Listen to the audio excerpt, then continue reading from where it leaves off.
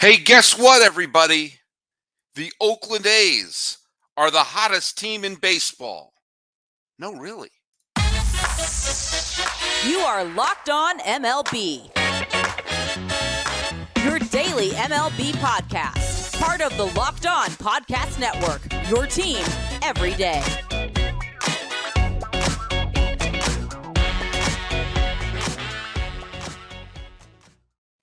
Hello, baseball fans, and welcome to Locked On MLB, part of the Locked On Podcast Network, where it's your team every day. This is the daily podcast. We talk about all of Major League Baseball. I am your host, Paul Francis Sullivan. You don't believe me? There's my lower third. You can call me Sully. I am an Emmy-nominated television producer who has been a baseball podcaster for over a decade now. This is my fifth season here with the Locked On Podcast Network. And, by the way, this episode is brought to you by Gametime. Download the Gametime app, create an account, and use code LOCKEDON for $20 off your first purchase. Last-minute tickets, lowest price, guaranteed. Follow us at Locked On MLB Pods on Twitter and Instagram. I'm your pal Sully. I'm at Sully Baseball on Twitter. Sully Baseball Podcast on Instagram. Lots of stuff to talk about, including the Red Hot A's. Jason Burke from Locked On A's will be on segments 2 and 3 talking about why they're suddenly so good and what the heck is going on. Are they going to Vegas? Are they not? I don't know. Neither do you. All right, let's go over the trivia question. Who was the only player other than Ricky Henderson to lead the American League in stolen bases between 1980 and 1991? A few of you came up with the right answer. I'm going to go with someone who hasn't been mentioned yet, and that is Jack Waters at H2O at Tree. On Twitter, he told it was Harold Reynolds. A couple of you who have already been mentioned also said it, but I'm going to give Jack Waters a little shout out there. So good. It was indeed Harold Reynolds because Ricky Henderson was injured in 1987. Crazy day of baseball. Let's go over just some of the things that happened on Monday night. The Braves, the best team in the National League, right? They had a huge lead. They were up 5-1 late against the lowly Detroit Tigers, but because nothing makes sense anymore, the Tigers rallied for 3 runs in the bottom of the ninth, and Torkelson hit a walk-off home run in the 10th, or walk-off single in the 10th, and the Tigers, who couldn't do anything right, came back against the team that for a while looked like were running away with the National League. And because they lost, and the Diamondbacks played one of the weirdest games you'll ever see, and won, that means, as of this recording on the 12th of June, the Diamondbacks are the best team in the National League. They played Philadelphia in a weird back-and-forth game. Phillies were up 5-1, and Torey Lovullo, the manager of the Diamondbacks, got ejected because of all the hit-by pitches going on, and JT Realmuto of the Phillies hit for the freaking cycle. For the first time since George Kataris in 2011 did it with Brewers. He's the first catcher to hit for the cycle in over a decade. And he did it in a losing cause. And Roger Clemens' son, whose name starts with K, Corey, Keatle, I don't remember, it's just a K, hit what looked like to be a go-ahead home run with 2 outs of the ninth. It was first called a home run, then it was called foul, then they reviewed it, it was still foul. Diamondbacks won that game 9-8. Weird game going on there. And the Diamondbacks have the best record in the National League. The Rangers are in first place in the AL West. It looked like they were going to take, short order to bomb out the Angels. And Shohei Ohtani hit 2 home runs. And the Angels won a 4-run rally in extra innings. And they wound up beating the Rangers 9-6. The Red Sox and the Rockies played a weird game in the rain, and Daniel Bard came back to Boston after many, many years of being out of baseball, got the win in relief, and Colorado won that one 4-3.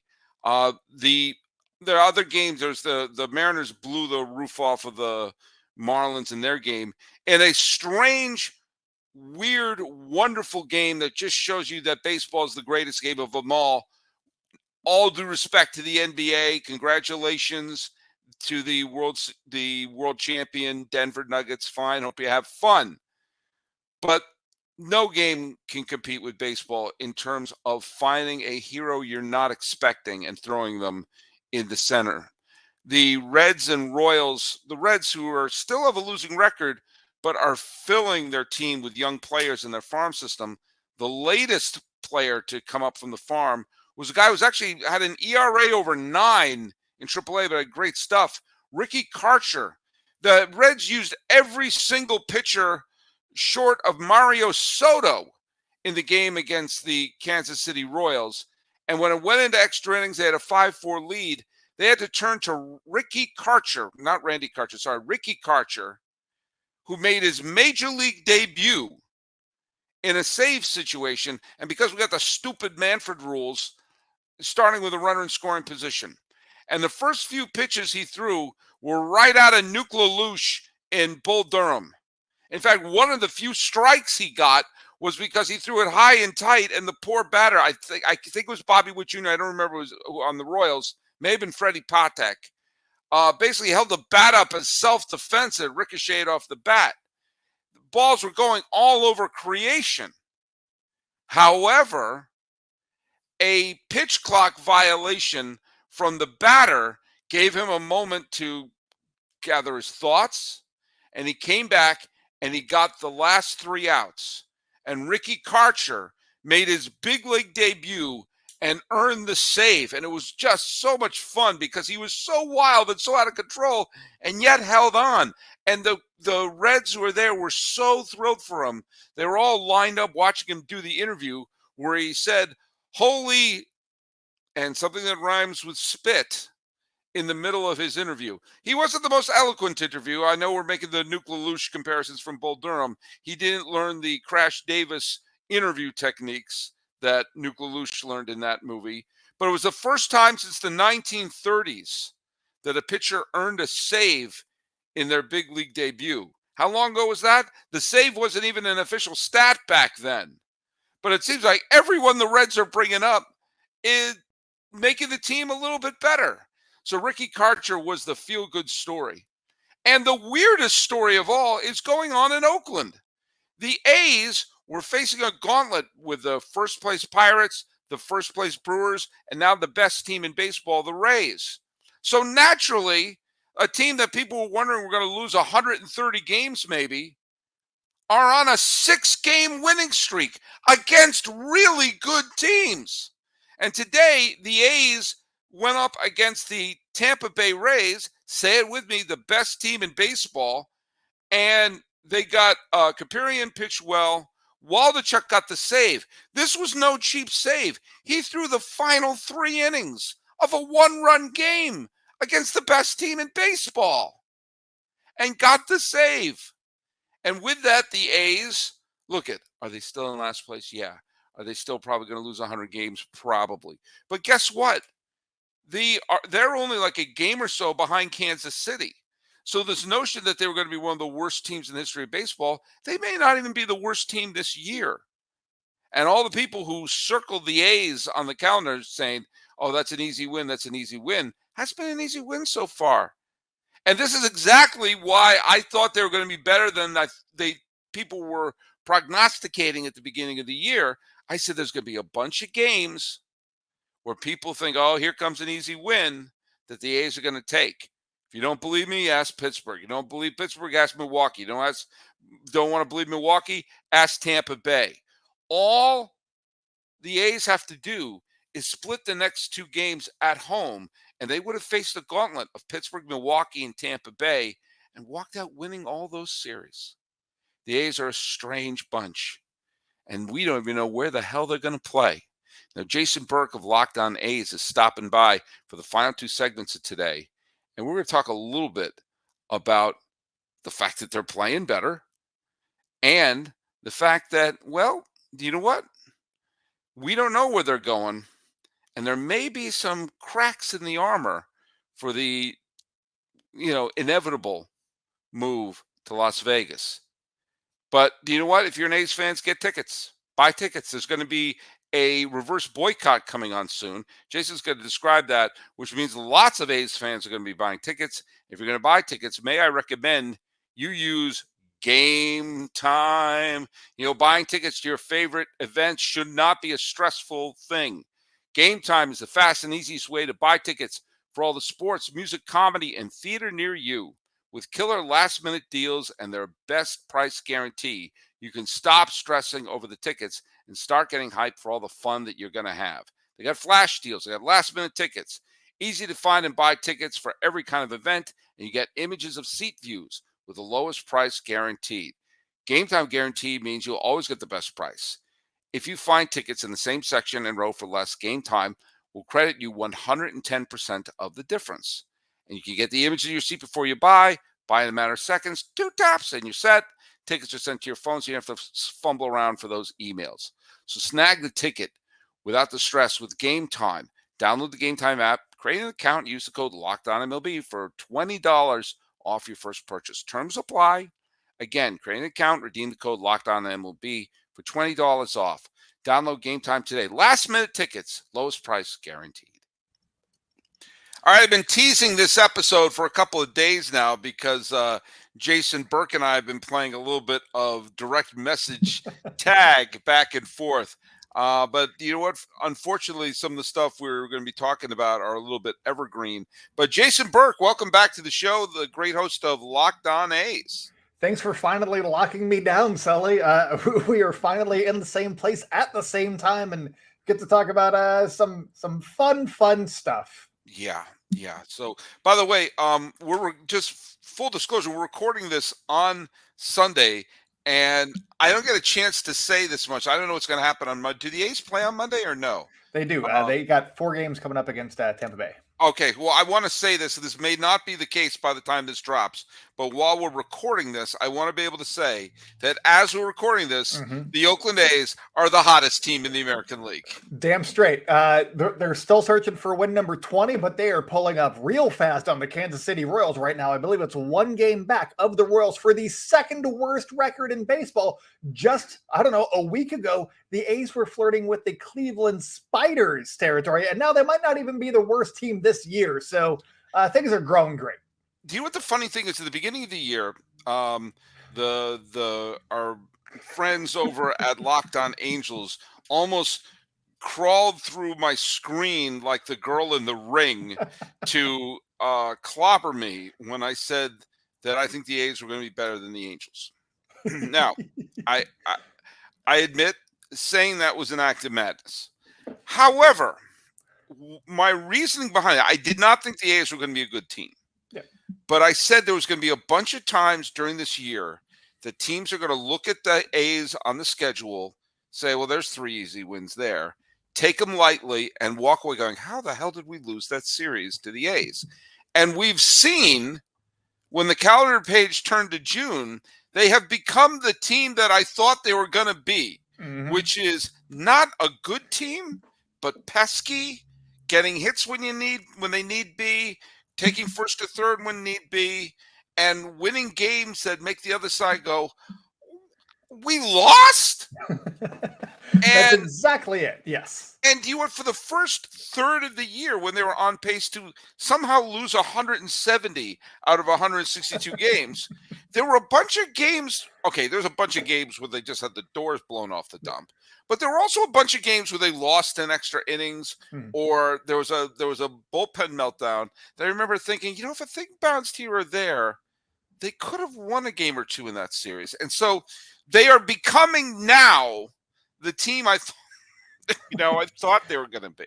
So here's the fun thing. They've played most of the teams in the NL Central right now. I don't think they've played the Cardinals yet. That's the one team. But they lost 2 out of 3 to the Reds. One of those losses was a game where there was a drive down the first base line. It hit first base, shot up in the air. That's a random play. 2 runs scored on that one. So that counted as one of their losses as opposed to a win for the team. The A's almost are like a winning team against the NL Central right now. I'd have to actually add up everything. They might be close. It's right around 500. And so if you think that the A's are bad, check out the NL Central, folks. I'm going to start petitioning for the A's to go to the NL Central as of tomorrow.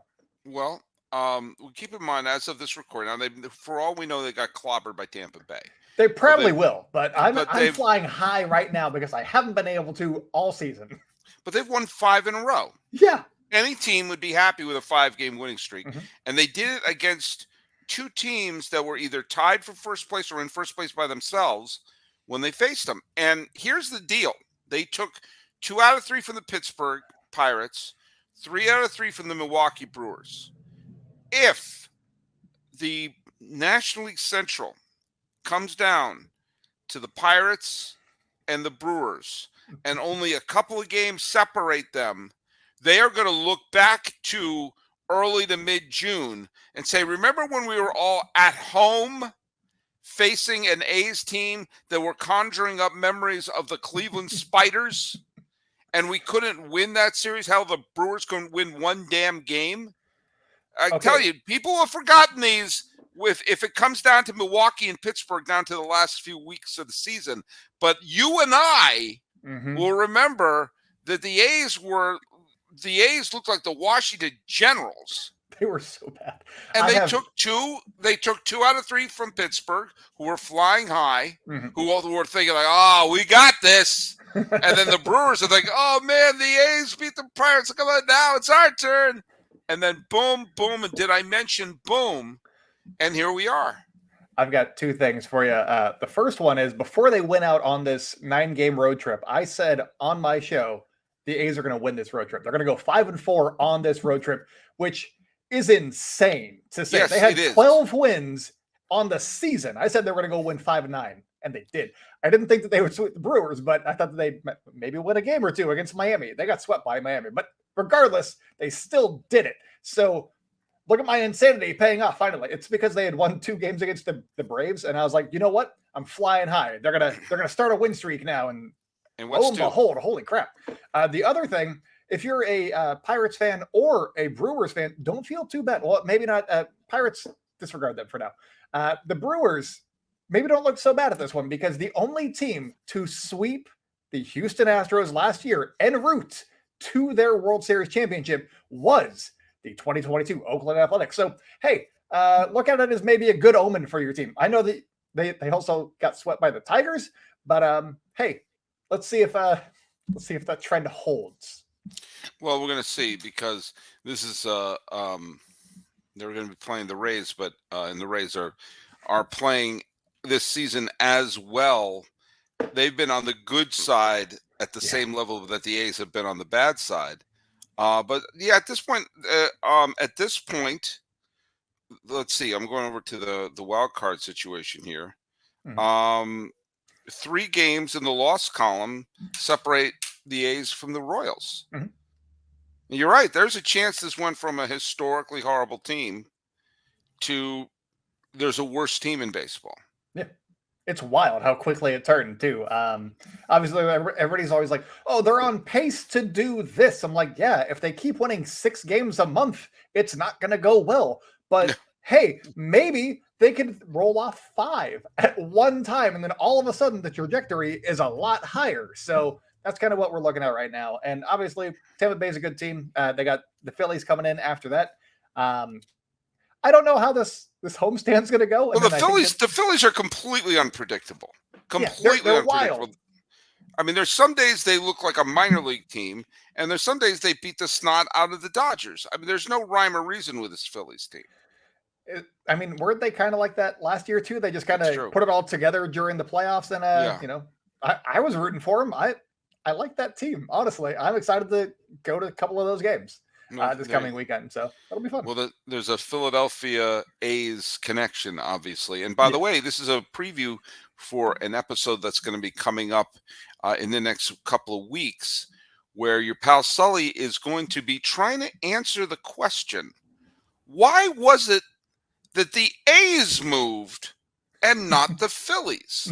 The A's were the team with the great history, with the Hall of Famers and the World Series titles, and the Phillies were a mess. So why was it when teams suddenly started realizing, hey, most cities can't support 2 teams, and the Giants and the Dodgers left New York, and the Braves left Boston, and the Browns left St. Louis, and there was one other one. What am I missing? Which one am I missing? Well, and the White Sox almost moved several times. Seattle.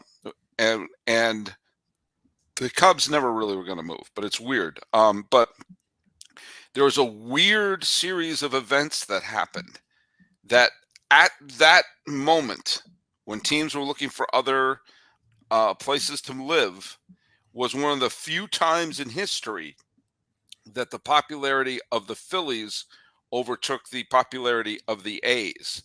And a big part of that was from the owner of the Phillies, who was the first person ever to get a lifetime suspension for gambling post 1919 White Sox.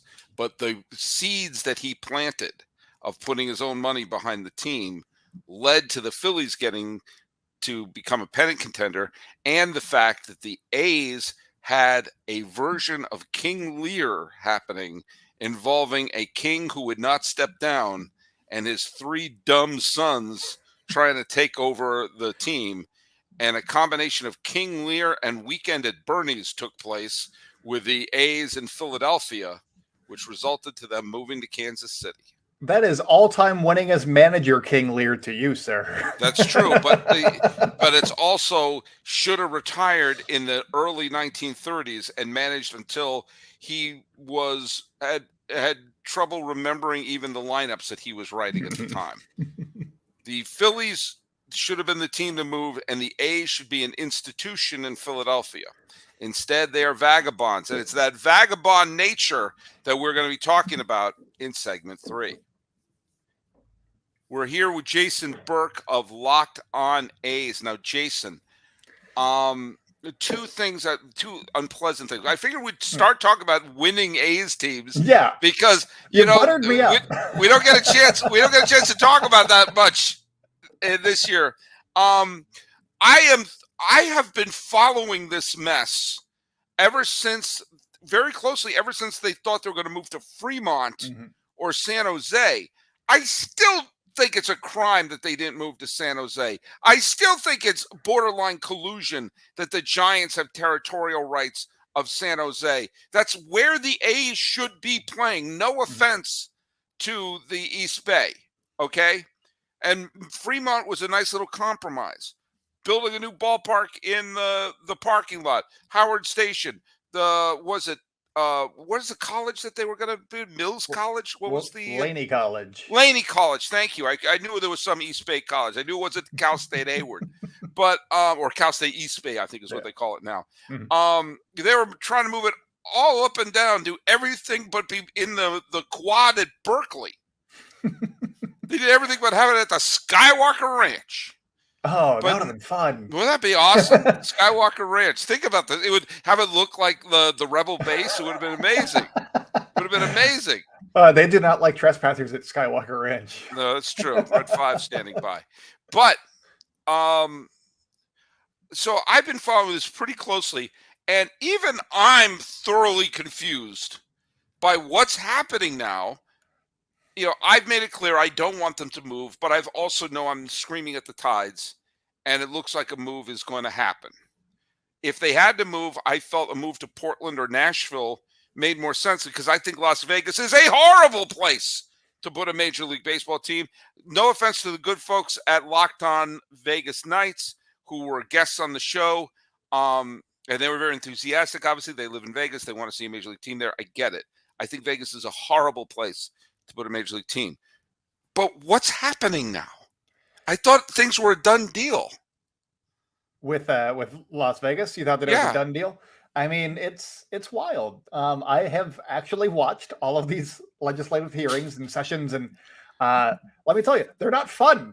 There are actually, once you hit like the 5-hour mark, you start having a lot of fun because people are like, I don't want to be here. This is wild. But essentially, what it looks like as of right now is they went into recess on Thursday, and they did that because it doesn't seem like the A's bill, SB 1 at this point, has the votes to pass the legislature in Las Vegas. That is where we left it off on Thursday.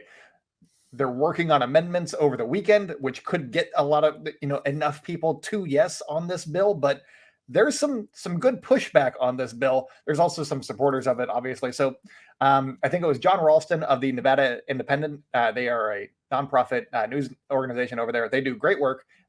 Support them, please.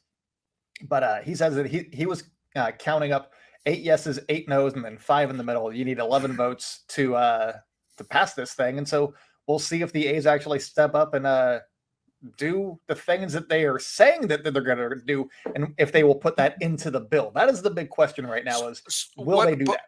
But what is it that's causing the hangup? What is the great disagreement? Is it funding? Is it the stadium? Is it whether or not you can import an elephant like Stomper to Nevada? I mean, it seems to me that like building things in Las Vegas, the rules there seem to be very loosey-goosey.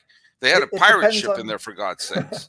It depends on which legislature or which lawmaker you're trying to convince. Some people, it's community benefits. They look at the A's current community benefits thing. They're like, oh, look, we donate $1 million in tickets and other things every year. And meanwhile, Steph Curry has done that, has donated $38 million in 4 years. So the A's not doing a lot in community service. And so they're looking for a better package in writing from the A's. If you're looking at one person over there, they're looking for more taxes because the A's are not going to be taxed on this in other realms. And so would they waive the gaming tax that they have for the Knights and for the Raiders? That could be an issue there. Traffic is a concern because they did a report, but they didn't talk to Clark County about it at all. It has not been approved by Clark County. They just were like, here's a report. We did one there. Now give us our money. And there seems to be a lot of here's the bill. Give us our money. And that's rubbing people the wrong way. And so it seems really hard to mess things up with Las Vegas. But I mean, it is John Fisher and Dave Cabell. I was about to say, if that they could try, they can absolutely try. I mean, these are two people who are playing in.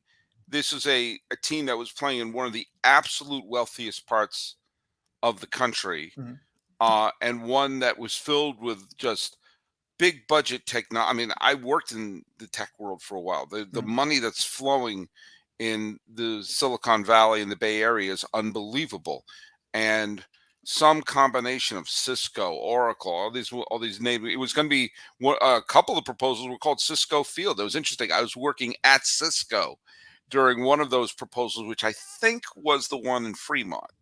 But the amount of corporate money you can get in the Bay Area is absolutely staggering.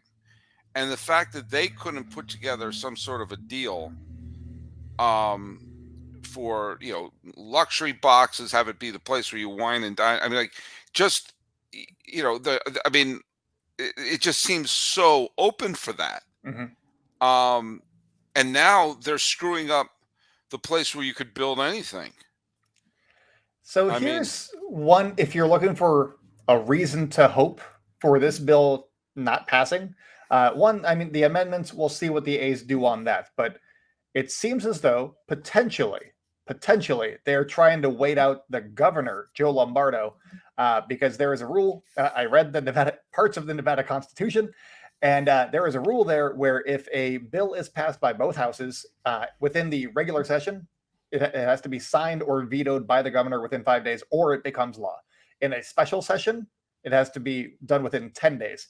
They passed the state budget in 10 days, and he has not signed that yet, as far as I know. So they are waiting until that date passes because Lombardo is a big supporter of the bill. The Democrats and everybody, all the lawmakers want to just go home and stop because they've already passed this budget twice. And so could they be waiting him out so that becomes law and then they can just say no to this and he can't veto the budget for the state? That is an honest question. Is that what's going to happen? I don't know. Maybe it's a pipe dream because I'm hoping that John Fisher has to return to Oakland with his tail between his legs. But that is something that is potentially in play here. Is there any real possibility of the A's playing the 2024 season in Oakland?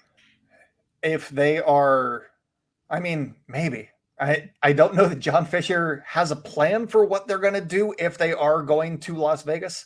The lease with the Coliseum goes through the 2024 season.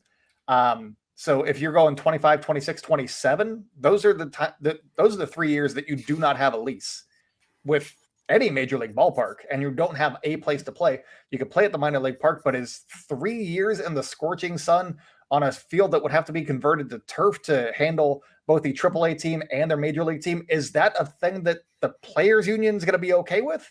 Because not just A's players are going to be, at risk of injury, but every team's players, because all the teams play each other now. Why would the AAA team still be playing? Wouldn't they wouldn't they put their new AAA team in Tucson or Spokane or some city that doesn't have a AAA team right now? The so many AAA teams have been squashed or made into independent teams over the last few years. You would think that one of them would be chomping at the bit to be the AAA squad for a major league team, even the A's. I mean, the president of the Aviators has said that they're working on that plan, the plan that, they would convert everything, that the lockers would be across the street. So they'd have to cross the ball, cross the street in there. It sounds awful. So there's a lot of T's that need to be crossed and I's that need to be dotted. To cross and dot, they need to be written. They need to be written. They're just fumbling everything, and they don't have plans, and that's kind of why they're fumbling right now in Las Vegas. Unreal. Well, tell us a little bit about the reverse boycott. What now? We've been talking about that in the amongst the other hosts in our little private chat that we have, and also I've been reading about it. But for the listeners who don't know about it, fill them in as if they're totally blank.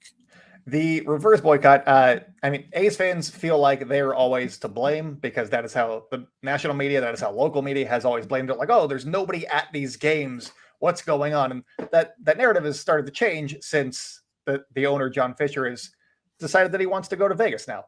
And so A's fans, before the Las Vegas news was announced, A's fans a few days ahead of that said, hey, how about we do a reverse boycott? And we actually show them that there are fans here that do want to go to games, but the owner has done everything he can to turn people off from A's baseball, from not retaining players, from trading away fan favorites, to letting the Coliseum rot, to telling everybody that the Coliseum's a dump, to what else? He's also been publicly and just outwardly searching for a new place to play. And none of that screams, hey, come watch this cool thing that we're doing. They're not marketing this product to fans anymore. So the fans want to show that we are not the problem. And the hope is that the Coliseum gets packed.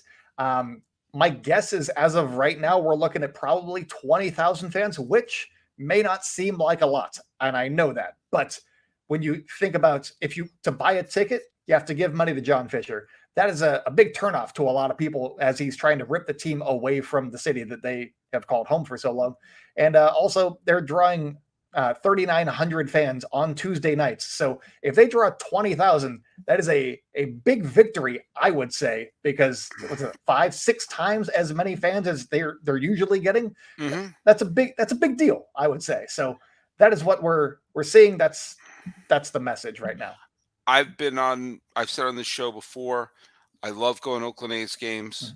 I think every baseball fan, this sounds counterintuitive because you start to list the places that fans need to go, and they'll bring up Camden Yards and Wrigley Field and Fenway Park and Yankee Stadium.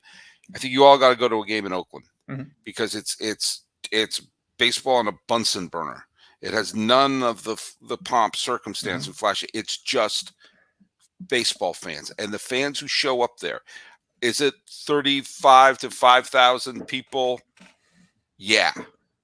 Can there be a situation that two people are having sex in the upper deck because they think, where's one place we know that no one will catch us? And they say, how about the Oakland Coliseum during an A's game? Sure. But the fans who do show up there love their team. Mm-hmm. They're not there to be seen. They're not there because it's cool. They're not there because it's trendy. And they have a tiny bit of a chip on their shoulder, or a gigantic chip on their shoulder, but they are pure baseball fans who love their team, holding up those great signs for individual players. You see people with jerseys of the current players, but also the players who were sent away. You'll see Chapman shirts, you'll see Cespedes, you'll see Zito, you'll see Giambi, but then you'll see Canseco, McGuire, Ricky Henderson, Dave Stewart, Carney Lansford, and you'll still see Fingers, Blue, Reggie Jackson, Gene Tennis, Raleigh Fingers, all the Catfish Hunter. They'll still see those shirts everywhere. And there'll be the banjo players and the people banging the drums and waving the flags. I've yet to go to an A's game where it isn't a fun experience. And so if you're a baseball fan, whether you're participating in the boycott or not, and whether or not they're going to go this year. Because there's a real chance this might be their last chance to ever do that and experience that. And check that off your list. And what tickets are available? Yes. Especially if they get this thing passed in Las Vegas, there will be so many tickets available. This could be, A's fans' last hurrah, honestly. Yeah. And that's why this date was picked. They're like, let's just have if the bill's passed, we'll have a party. If it's not passed, we're going to show out and we're going to have a lot of fun and, voice a lot of our displeasure with ownership and baseball in general at what they're doing to this fandom right here. And I think that it's going to be a rowdy crowd. It's going to be a very, there's going to be a lot of things said. It's going to be a lot of fun. So even if you're just, watching from afar, watch from afar. That's the thing, because this is going to be the most Oakland A's experience that I think that you can get. And if you support the cause and do whatever, if you have an A's hat or something like that, or you're going to a game, make a sign that says sell or Fisher sucks or do whatever. Just show your support for A's fans wherever you are and post it on social media with the hashtag Oak Together. That's OAK Together. And, just help is all we can ask, because our team might be gone before too long. And that would make us all very, very sad, because this community is like a family to a lot of people. And it's how we spend a lot of our time. And so it would suck to have it just taken away because a billionaire wants more money. He's getting a better deal in Oakland, by the way. I'm just saying, but he wants to go to Vegas. And so it's what? Well, look at whether or not they're playing in Oakland or Las Vegas.